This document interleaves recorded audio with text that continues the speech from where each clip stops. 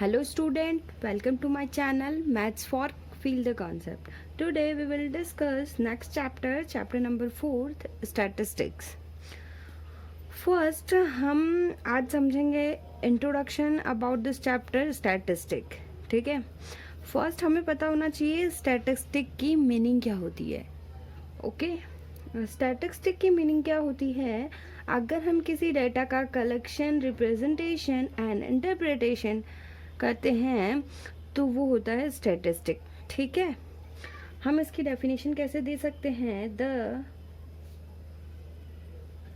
Study of the collection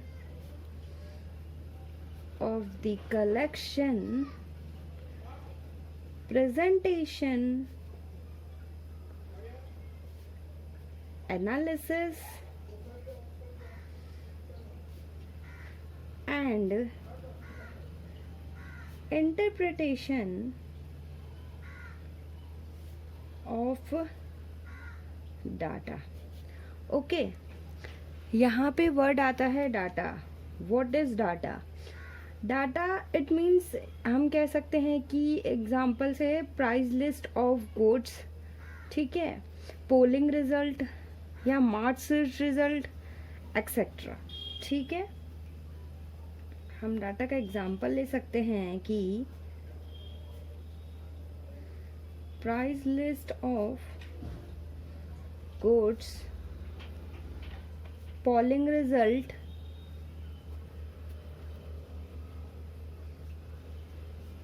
ATC. Okay.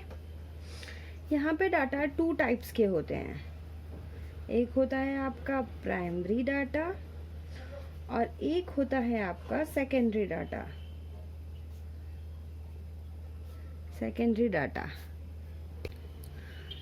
अब आती है यहाँ पे प्राइमरी डाटा किसे कहते हैं और सेकेंडरी डाटा किसे कहते हैं. ठीक है. फर्स्ट आता है आपका प्राइमरी डेटा. प्राइमरी डाटा क्या होता है? The information which is collected by the investigator himself. ये कहलाता है कॉल्ड अ प्राइमरी डाटा. ठीक है. अगर हम किसी डाटा का कलेक्शन खुद के द्वारा करते हैं वो होता है primary data. And secondary data कहलाता है कि द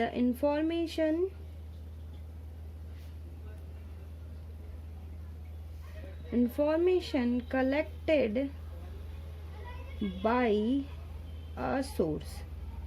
अगर हमें किसी डाटा का कलेक्शन या इंफॉर्मेशन मिलता है किसी सोर्स के द्वारा वो होता है secondary data. Okay. Primary data का एग्जांपल ले सकते हैं आप. खुद इन्वेस्टिगेट कर सकते हैं number of students in your class etcetera. ये हो गए primary data. And secondary data आप कह सकते हैं कि सेकेंडरी डाटा आप ग्रोसरी बिल कह सकते हैं. ठीक है. या आप कह सकते हैं कि क्रिकेट स्कोर बोर्ड. ये हो गया आपके सेकेंडरी डाटा में. ओके. नाउ अब बात करते हैं presentation of data. Presentation of data. Data को प्रेजेंटेशन किस तरह से किया जा सकता है. ठीक है. फर्स्ट है आपका आप टेबल से डाटा का प्रेजेंटेशन कर सकते हैं. सेकंड है बार ग्राफ. थर्ड है आपका हिस्टोग्राम. एंड फोर्थ है आपका फ्रीक्वेंसी पॉलीगन. ओके. ये जो 3 types of presentation of data हैं वो ग्राफिकल रिप्रेजेंटेशन ऑफ डाटा में आते हैं. Graphical representation of data. Okay. हम एक एक करके अब इसे समझते हैं. फर्स्ट है आपका टेबल. हम दो एग्जाम्पल लेंगे। फर्स्ट एग्जाम्पल लेते हैं प्रेजेंटेशन ऑफ डाटा। हम डाटा को प्रेजेंट कैसे करते हैं उसका फर्स्ट फॉर्म है, ठीक है। Marks obtained by 10 student in English test. English test में जो भी बच्चों ने 10 स्टूडेंट से मार्क ऑब्टेन किए हैं वो गिवन दिए हुए हैं, ठीक है।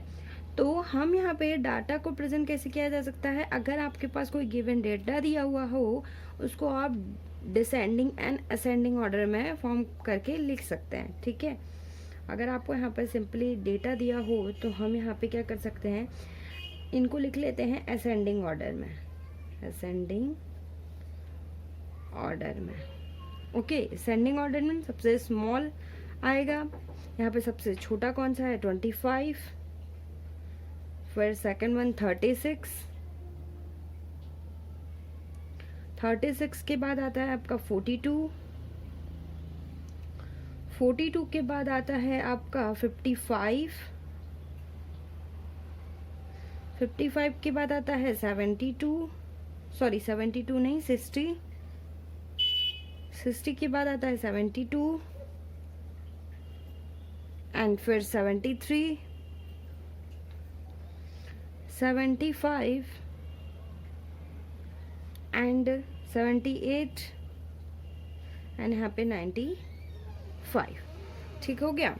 अगर डाटा को प्रेजेंट करना है वो असेंडिंग ऑर्डर में कर सकते हैं आप या डिसेंडिंग ऑर्डर में, ये सिंपली अगर आपका डाटा इस तरह से दिया हो, ठीक है। अगर हम सेकंड एग्जांपल लेते हैं यहाँ पे, ठीक है।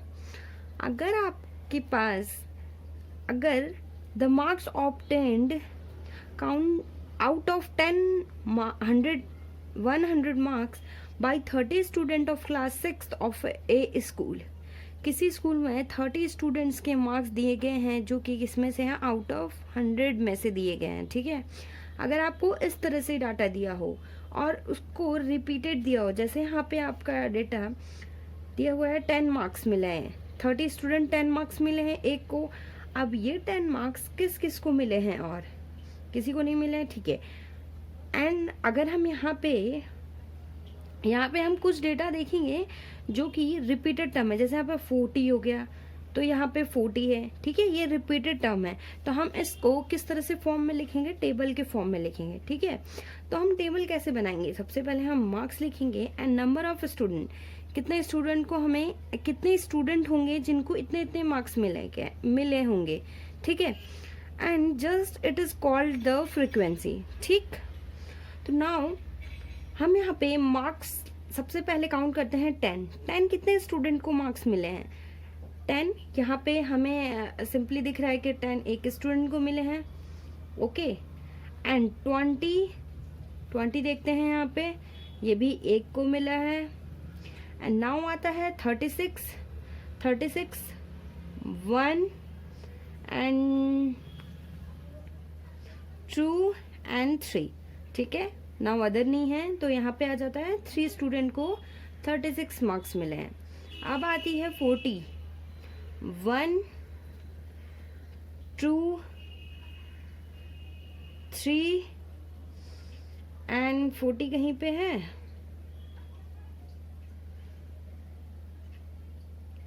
यहाँ पे नहीं, तो कितने बार आ चला था 1 2 एंड 3 टाइम, ठीक है। 3 टाइम आपका 40 हो गया। एंड नाउ 50 यहाँ पे 1 2 एंड 3 एंड यहाँ पे ये भी आ जाता है आपका 3 टाइम, ठीक है। अब आती है 56 की बारी, 56 1 2 बस 2 टाइम है, ओके। सिमिलरली 60 हम देखेंगे यहाँ पे 1 2 3 एंड 4, 60 आपका 4 स्टूडेंट को मिला है मार्क्स। एंड 70 1 2 3 एंड 4 स्टूडेंट को आपको 70 मार्क्स मिले हैं। 72 72 ये भी आपको 1 स्टूडेंट को मिला, 1 स्टूडेंट, ठीक है। अब आती है 80, ओके। यहाँ पे 60 एक और काउंट है, तो यहाँ पे जो 60 की काउंटेशन है वो आपकी कितनी है, यहाँ पे 5, सॉरी मिस्टेक हो गया। एंड 80 कितने स्टूडेंट को मिला है, 1, एंड केवल 1 को मिला है। 88 1 2 स्टूडेंट को 88 मार्क्स मिला है। 92 1 एंड 2 स्टूडेंट को 92 एंड सॉरी 3 स्टूडेंट को 92 एंड 95 ओनली 1 स्टूडेंट को, ओके। तो हम इस तरह से हमारे पास कोई डाटा हो जिसको इस तरह से रिपीटेड बार हमें दिया हो, ठीक है। जैसे स्टूडेंट के मार्क्स थे वो नंबर ऑफ स्टूडेंट्स थे जिनको ज़्यादा, एक से ज़्यादा लोगों को मिले हैं वो मार्क्स, ठीक है।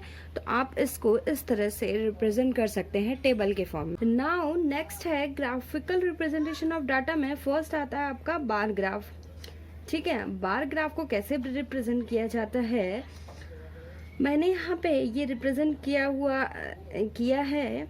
यहाँ पे जो months of birth and number of students, यहाँ पे नंबर ऑफ स्टूडेंट्स हैं जिनकी बर्थ ऑफ मंथ इतनी कुछ दी हुई है, ठीक है। जैसे अगर नंबर ऑफ स्टूडेंट 3 स्टूडेंट ऐसे हैं जिसकी बर्थ की मंथ क्या आती है, जनवरी में, ठीक है। सिमिलरली 4 स्टूडेंट ऐसे हैं जिनकी बर्थ की मंथ आती है फरवरी में, ओके।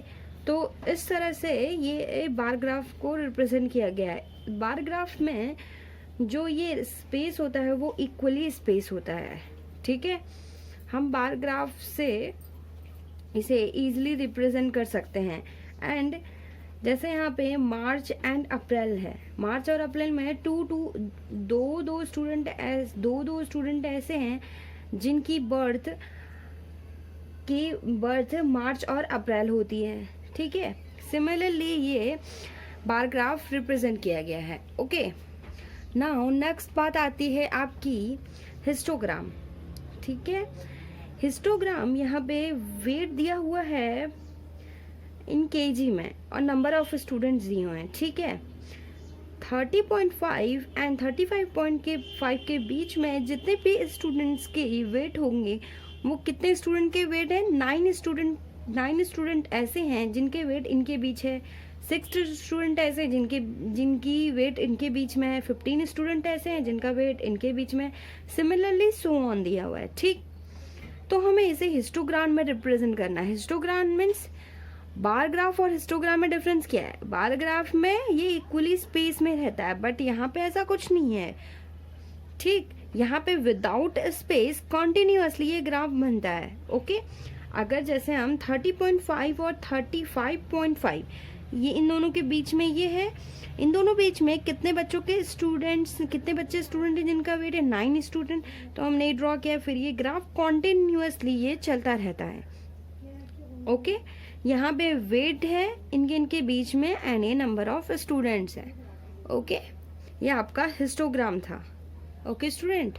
नेक्स्ट आता है फ्रीक्वेंसी पॉलीगन, ठीक है। फ्रीक्वेंसी पॉलीगन इसको रिप्रेजेंट कैसे किया जाता है, हमारे पास अगर कोई डेटा दिया हुआ है, यहाँ पे क्लासेस दिए हुए हैं, इंटरवल 140 से 150, 150 से 160, 160 से 170, 170 से 180 एंड सो ऑन, ठीक।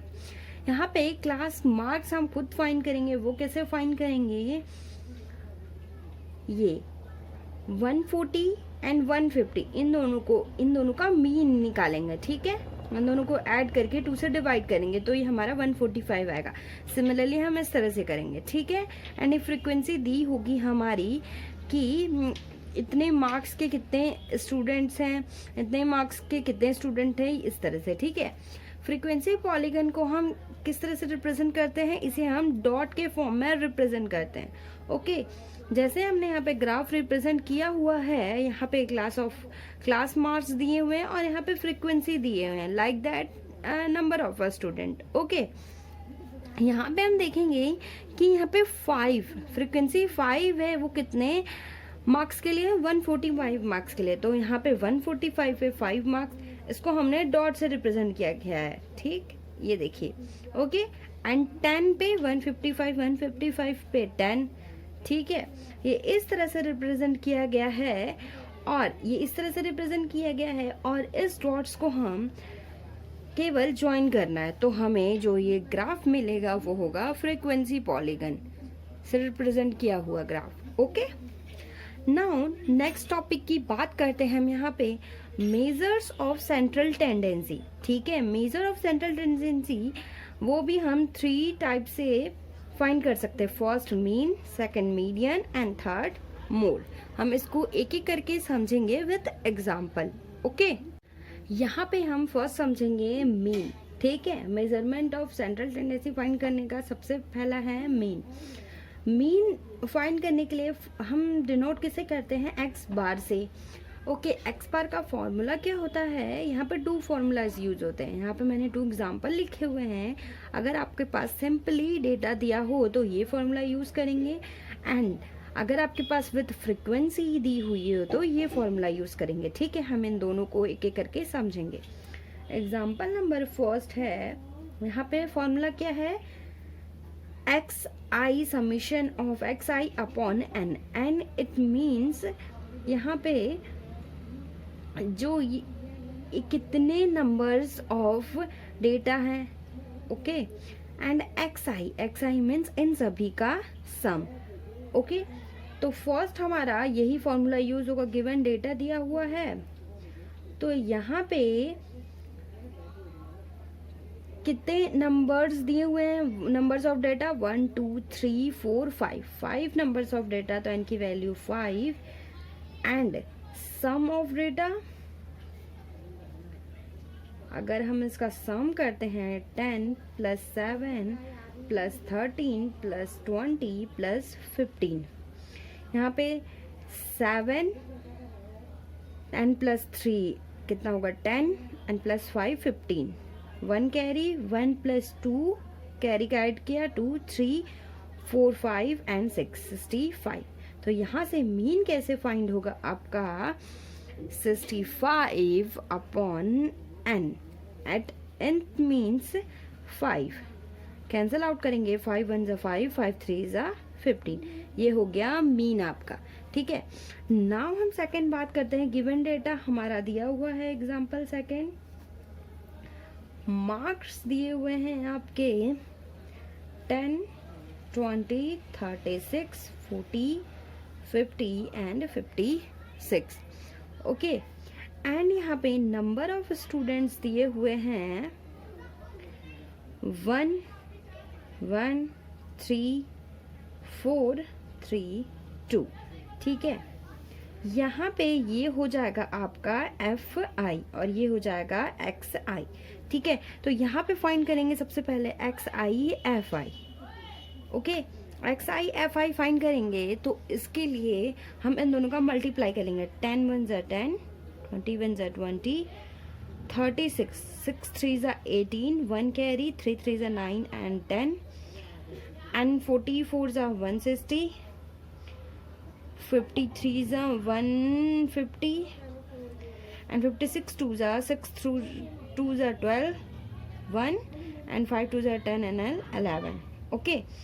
अब हम यहाँ पे ये फाइंड करने के लिए summation of F I means number of student, तो इन सबको ऐड कर लेंगे, 4 5 6 7 8 9 10 11 12 13 14, ये हो गया 14, and x I F I को सम करेंगे, summation of x I F I का सम करेंगे तो क्या आ जाएगा, 8 9 10, 1 कैरी, एंड यहाँ से हम देख लेते हैं, यहाँ पे 6 5 11 and 1 12 12 13 14 and 15, 1 carry 16 and 1 carry 1 2 3 4 and 5, ठीक है। अब यहाँ पे जो मीन निकालेंगे हम x bar is equal to, तो वो हो जाएगा 56 अपॉन 14, ठीक है। यहाँ पे अगर हम इसको डिवाइड करेंगे, ये 4 बार में कैंसिल आउट हो जाएगा तो आ जाएगा 40, तो यहाँ पे जो मीन आएगा आपका वो आ जाएगा 40। तो मैंने आपको मीन फाइंड करना बता दिया। ओके, नाउ नेक्स्ट बारी आती है मीडियन की। यहाँ पे मीडियन का फॉर्मूला फॉर ऑड नंबर्स के लिए एंड फॉर इवन नंबर्स के लिए होता है। ठीक है, अगर आपका गिवन डेटा उसमें नंबर ऑफ डेटास ऑड दिए हुए हैं और नंबर ऑफ डेटा इवन दिए हुए हैं, तो हम इन दोनों फॉर्मूला का यूज करेंगे। अगर नंबर ऑफ ऑड दिया हो डेटा तो n+1/2th observation, and number of for even के लिए mean of the value n/2th and n/2 + 1th observation हम इसको फाइंड करते हैं। ठीक है, यहाँ पे मैंने for odd and for even दोनों के लिए एग्जाम्पल लिया हुआ है। ठीक है, एक एक करके देखते हैं। यहाँ पे एग्जाम्पल नंबर फर्स्ट देखते हैं। The height in centimetre of 9 student of class are, height दी हुई है 9 स्टूडेंट्स की जो की डेटा गिवन दिए हुए हैं। ठीक है, तो यहाँ पे 9 स्टूडेंट दिया, 9 स्टूडेंट मीन्स ऑड, तो ऑड के लिए हम ये फॉर्मूला लगाएंगे। फॉर्मूला लगाने से पहले हम क्या करेंगे, इसे डिसेंडिंग या असेंडिंग ऑर्डर किन्हीं भी दो में से हम इसे रिप्रेजेंट कर लेंगे। ठीक है, असेंडिंग ऑर्डर में इसको रीअरेंज कर लेती हूँ। सबसे छोटा इसमें क्या है, यहाँ पे 144 एंड नेक्स्ट है 145 एंड नेक्स्ट है 147, नेक्स्ट है 148, 147 हो गया, 149, 150, ठीक है, एंड 152, 155, सॉरी यहाँ पे 152 एंड 155 एंड नाउ आता है आपका 160, 1 2 3 4 5 6 7 8 9। ठीक है, यहाँ पे 9 हमने इसको असेंडिंग ऑर्डर में लिख दिया है। तो फॉर ऑड के लिए हम क्या निकालेंगे, मीडियन तो 9 + 1/2 ऑब्जर्वेशन। ठीक है, तो 9 + 10 एंड डिवाइड करेंगे 5th ऑब्जर्वेशन, फिफ्थ ऑब्जर्वेशन 1 2 3 4 5, तो यहाँ पे आ जाएगा 149 आपका मीडियन आ जाएगा। ओके, नेक्स्ट एग्जांपल लेते हैं। गिवन डाटा आपका दिया हुआ है। ठीक है, सेकंड एग्जांपल, सबसे पहले हम इसको असेंडिंग एंड डिसेंडिंग ऑर्डर में लिख लेते हैं। ठीक है, हम इसको असेंडिंग ऑर्डर में कर लेते हैं, असेंडिंग ऑर्डर में। ठीक है, यहाँ पे सबसे स्मॉलेस्ट कौन सा है, यहाँ पे सबसे स्मॉलेस्ट 2 है। ठीक है, 2 एंड नेक्स्ट है यहाँ पे 5 एंड नेक्स्ट है 7 यहाँ 2 टाइम है। ओके, ये 7 हो गया, ये भी हो गया आपका, 5 भी हो गया एंड नाउ नेक्स्ट है 8 एंड ये 8 हो गया एंड नेक्स्ट है आपका 10 एंड 10। ठीक है, 10 2 टाइम है आपका। ठीक है, 10 के बाद आपका आता है 14, फिर आपका आता है 15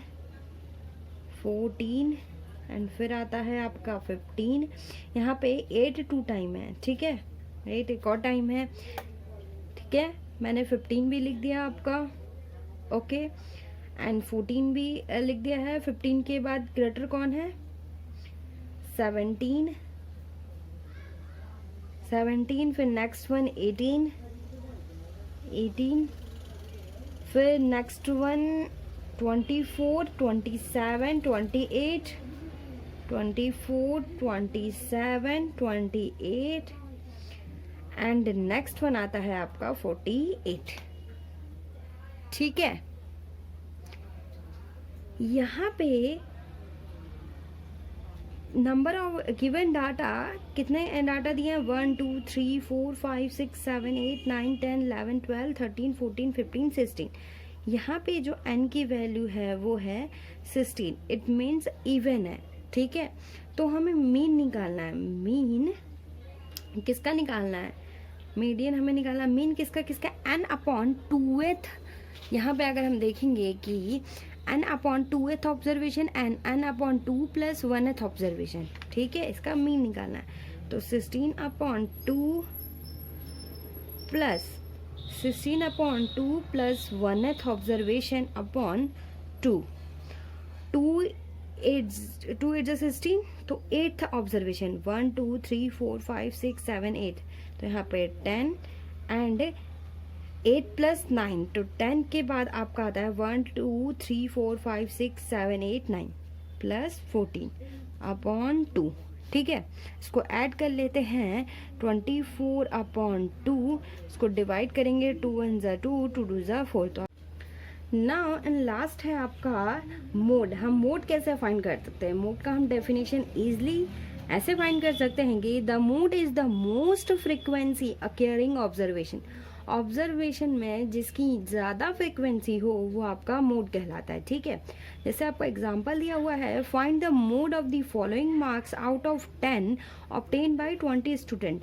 20 स्टूडेंट के मार्क्स गिवन दिए गए हैं जो कि आउट ऑफ 10 में से हैं, तो हम इसका मोड फाइंड करना है। मोड, तो यहाँ पे जो नंबर्स ज़्यादा हैं वो आपका मोड होगा। तो यहाँ पे देख लेते हैं 4 कितने टाइम में, 1 2 3, ठीक है। एंड इससे ज़्यादा अगर आपको दिखे तो 9 देख लेते हैं, यहाँ पे 1 2 3 4, ठीक है। यहाँ पे 4 टाइम्स 9 है एंड 10 2 टाइम है, 7 भी 2 टाइम है। तो सबसे ज़्यादा मोस्ट फ्रिक्वेंसी कितने की है, 9 की है। तो आपका मोड क्या हो जाएगा, 9 हो जाएगा। ये हो जाएगा आपका answer, okay. And I hope आपको आज का लेक्चर समझ में आया होगा। ये स्टैटिस्टिक के बारे में जो भी इंट्रोडक्शन था जिसका यूज़ हम आगे एक्सरसाइज में करेंगे, ठीक है। आपको अच्छे से एक्सप्लेन किया है जो मैंने, वो अच्छे से आपको समझ में आया होगा। And thank you so much.